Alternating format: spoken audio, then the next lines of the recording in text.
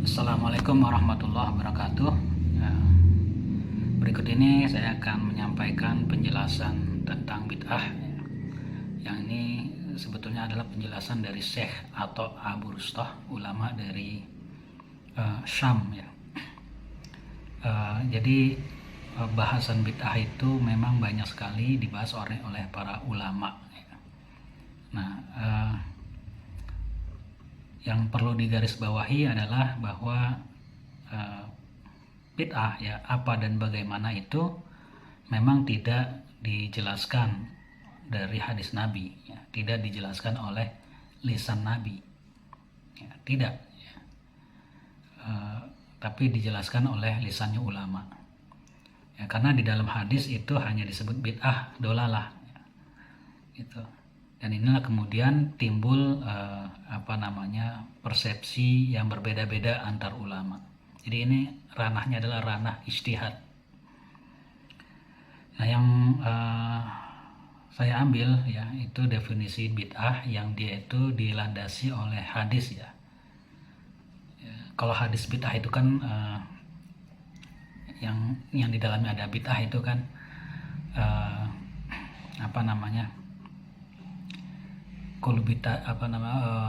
kullu muhdatsatin bid'ah wa kullu bid'atin dolalah ya. Itu hadis riwayat Muslim dan yang lainnya ada. Nah, bid'ah itu apa? Itu diambil dari hadis ini. Yaitu hadis Bukhari dan Muslim, wa man amila amalan laisa alaihi amruna fa huwa raddun. Siapa saja yang melakukan satu perbuatan yang tidak ada ketentuan dari kami ya, dari Rasul atasnya, maka dia tertolak, bahwa raddun. Maka dari hadis inilah bisa diambil bid'ah itu apa dan bagaimana ya, apa definisinya. Definisi bid'ah itu adalah ya, al bid'atu hiya mukhalifatun amrun syari' allazi waradat lahu kaifiyatun adaan. Bid'ah adalah menyelisihi perintah syara yang disebutkan kaifiyah atau tata cara pelaksanaannya. Itu bid'ah. Penjelasannya adalah sebagai berikut ya. Jadi di dalam perintah syariat ya Allah dan Rasulnya itu memerintahkan atau melarang sesuatu itu dari sisi disebutkan atau tidak tata caranya itu dibagi dua ya. Yang pertama dinyatakan tata caranya atau disebutkan tata caranya ya. Jadi bagaimana penunaiannya itu tata caranya dijelaskan ya, itu yang pertama. Yang kedua tidak dinyatakan atau tidak dijelaskan tata cara penunaiannya. Itu perintah syara ya. Nah, perintah syara yang dinyatakan tata cara penunaiannya, misalkan sholat ya. Sholat itu dijelaskan tata caranya ya. Perintah sholatnya wa aqimus sholah, itu Al-Baqarah, misalkan contoh di Al-Baqarah ayat 110, tunaikanlah sholat. Jadi sholat itu diperintahkan ya, wajib.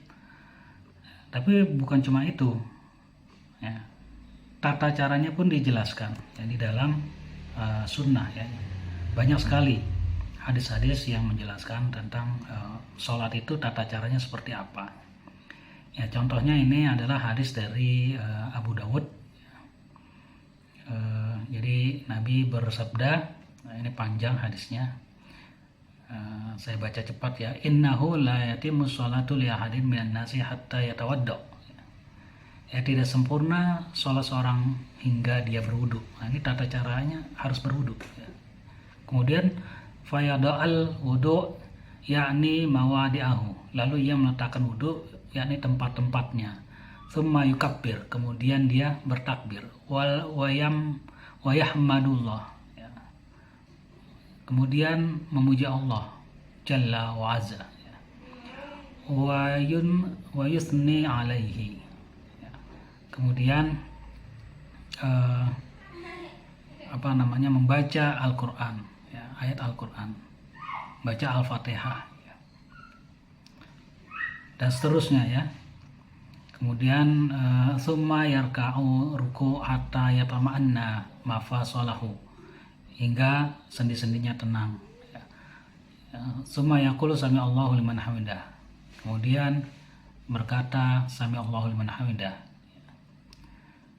Hatta yastawa qa'iman, sampai ia tegak berdiri. Summa yaqulu Allahu akbar, kemudian berkata Allahu akbar. Summa yasjudu hatta tatama'in, kemudian dia sujud sampai tenang.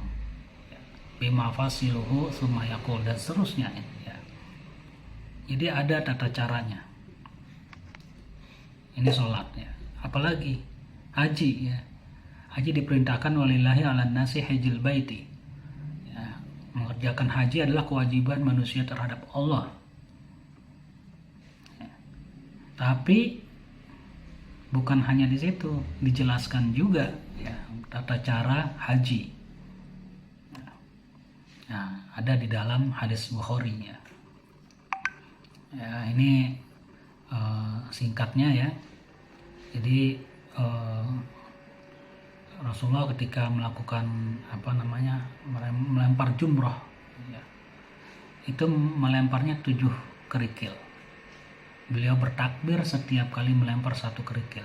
Kemudian beliau maju ke depannya dan beliau berdiri menghadap kiblat. Beliau mengangkat kedua tangan beliau dan berdoa. Beliau memperpanjang berdiri. Kemudian beliau mendatangi jumroh kedua dan beliau melemparnya sebanyak 7 kerikil. Beliau bertakbir setiap kali melempar 1 kerikil. Ya, kemudian bergerak ke arah kiri sebelah lembah dan seterusnya ya. Ini hadis riwayat Bukhari. Jadi ada tata cara haji.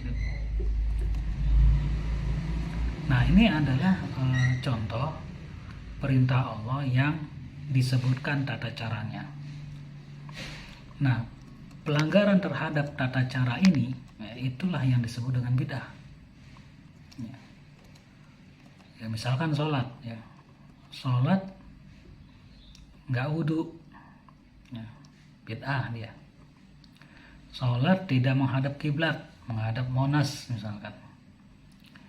Ya, sholat maghrib 4 rakaat misalkan. Nah, itu bid'ah. Ya, karena apa? Karena menyelisihi atau bertentangan dengan apa yang sudah disebutkan tata caranya. Itu ya. Melempar jumroh 8 kali misalkan. Nah, itu bid'ah. Kenapa? Karena tata caranya adalah 7 kali. Nah, itu ya, itu contoh sholat dan haji ya. Banyak contoh yang lain ya. Nah, tapi nanti kapan waktu kalau ada waktu yang lebih luang kita bisa jelaskan lebih banyak ya contoh-contohnya. Nah, itu perintah syara ya, perintah Allah dan Rasulnya yang memiliki tata cara. Nah, itulah yang bid'ah. Nah, adapun perintah Allah yang tidak memiliki tata cara ya, yang tidak memiliki tata cara, itu bukan bahasan bab bid'ah, bukan. Itu lain bab ya, bukan bab bid'ah tapi bab hukum syara ya. Jadi kalau ada pelanggaran terhadap perintah Allah dan Rasulnya ya, yang tidak ditentukan tata caranya, maka itu masuk bab hukum syara, bukan masuk bab bid'ah.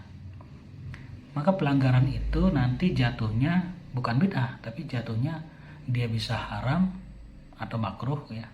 Kalau itu hukumnya hukum taklifi, atau dia itu bisa jatuh batil atau fasid kalau itu terkait dengan hukum wad'i ya, gitu. Jadi dalam hukum syara kan ada hukum taklifi, ada hukum wad'i ya. Nah, pelanggaran terhadap hukum syara yang tadi ya, yang dia itu perintah syari yang tidak ada tata caranya, maka itu bisa disebut haram atau makruh kalau terkait dengan hukum taklifi, dan atau batil ya, atau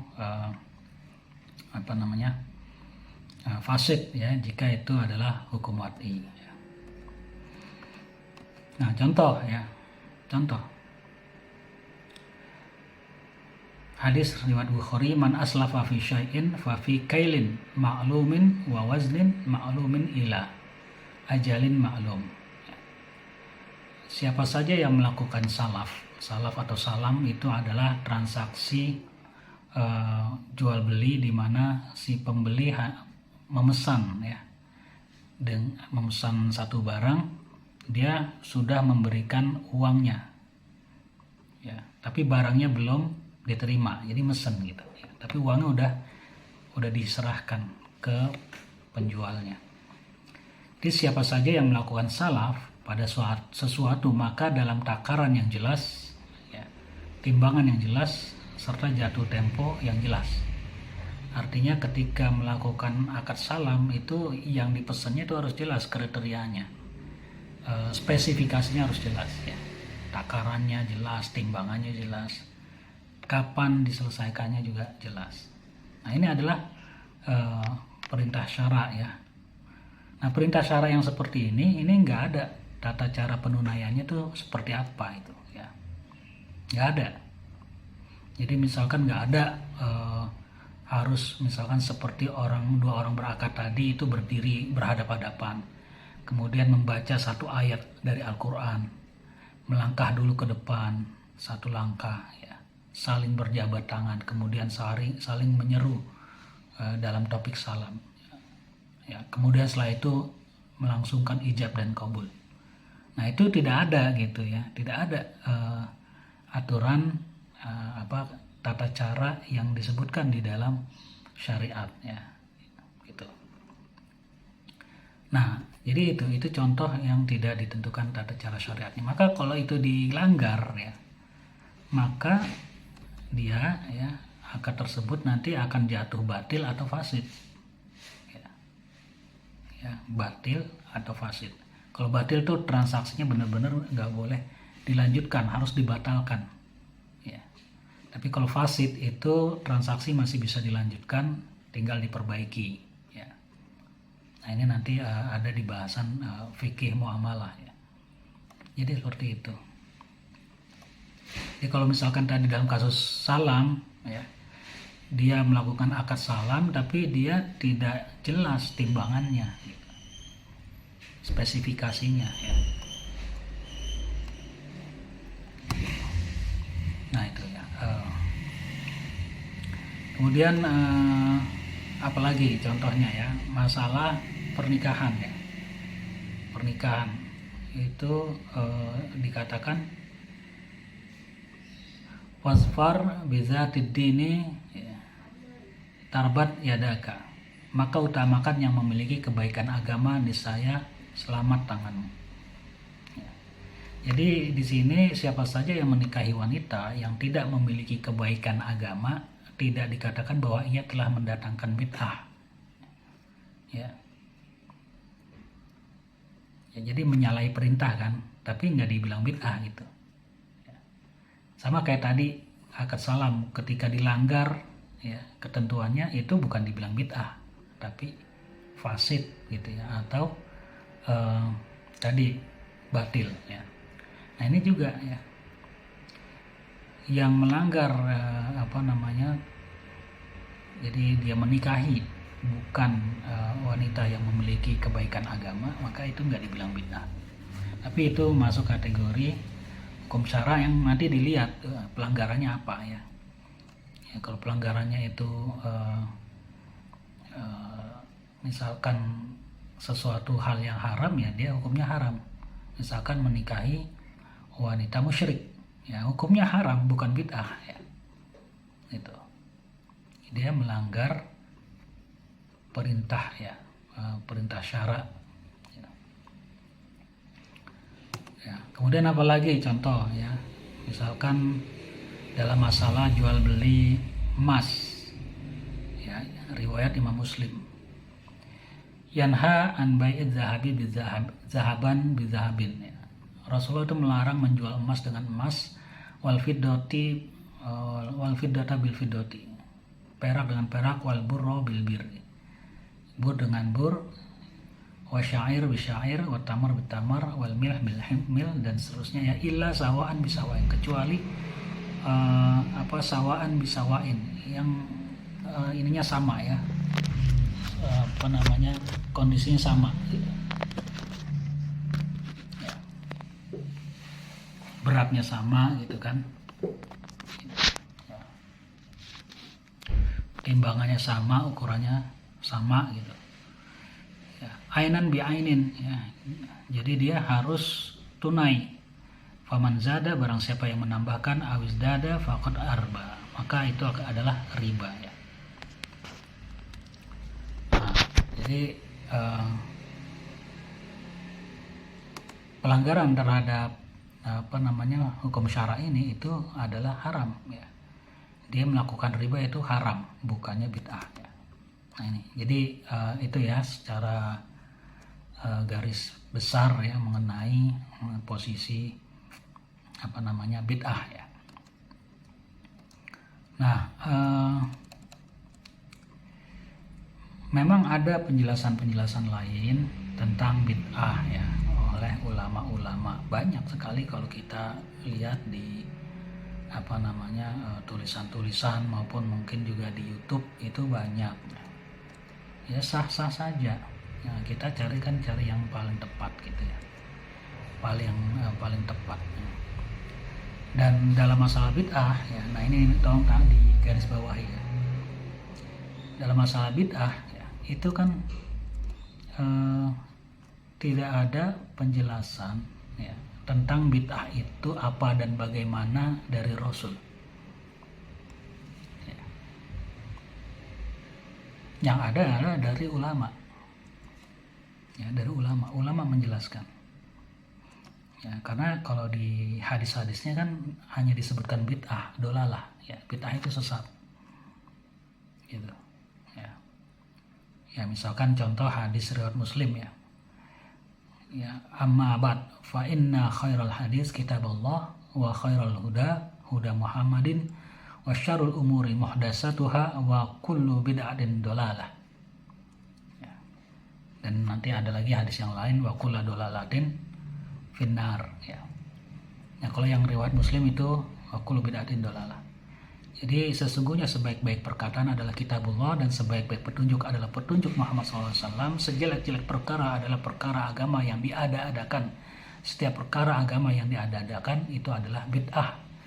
Setiap bid'ah adalah kesesatan. Nah, jadi di situ hanya disebut dengan ada dua istilah di situ ya. Ada muhdas, ada bid'ah. Ya, muhdas itu adalah yang diada-adakan gitu ya. Bid'ah, makanya kemudian penjelasan tentang makna bid'ah itu dikaitkan dengan adalah sesuatu yang diadakan yang mana sebelumnya itu nggak ada gitu ya. Sebelumnya nggak ada, samalah seperti penciptaan bumi ini ya, penciptaan alam semesta ini ya. Badi'us samawati wal ard ya. Badi'us samawati wal ard. Jadi Allah menciptakan langit dan bumi yang mana nggak ada sebelumnya. Diciptakan langit dan bumi itu sebelumnya nggak ada ya. Maka itu adalah badi'u ya, bid'ah. Sesuatu yang tadinya belum ada kemudian diadakan. Nah, itu ya, kemudian di dalam bahasa Indonesia ini disebut diada-adakan ya, atau dalam bahasa muhdats. Nah, jadi setiap muhdats ya, sesuatu yang diada-adakan, yang baru, yang dulunya belum ada ya, itu disebut bid'ah. Nah, bid'ah itu apa? Itu nggak ada di sini gitu. Di hadis ini nggak ada ya. Jadi beda dengan misalkan kata wahan misalkan ya. Wahan dalam satu hadis, kalian itu punya penyakit wahan. Jadi ada istilah wahan. Wahan itu apa? Dijelaskan ya di situ. Ya. Hubbud dunya wa karahiyatul maut. Ya, cinta dunia dan takut mati. Ya. Salat, istilah salat bagaimana itu dijelaskan dengan hadis. Banyak ya, salat itu ya dimulai dengan takbiratul ihram dan kemudian mengangkat tangan menghadap kiblat, ada gitu kan penjelasan tentang sholat. Tapi bid'ah itu apa, bagaimana, itu nggak ada dalam hadisnya, hadis Rasulullah. Nah, kemudian akhirnya ini menjadi samar, ya, ada ada menimbulkan berbagai persepsi. Makanya kemudian ulama itu beda-beda, ya. Ulama salaf, ya, contohnya Imam Syafi'i. Ini ulama salaf nih, Imam Syafi'i itu memberikan definisi al-bid'ah itu adalah al-bid'atu bid'atain. Bid'ah itu dua, ya, dua jenis. Itu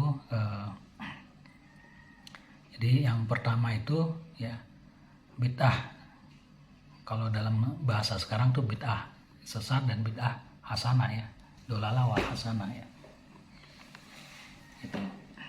Kalau istilah Imam Syafi'i bid'atul madmumah, ya, bid'ah yang tercela, ya, gitu. Dan satu lagi, ya, apa istilahnya tuh, bid'ah yang baik, ya, mahmudah, ya.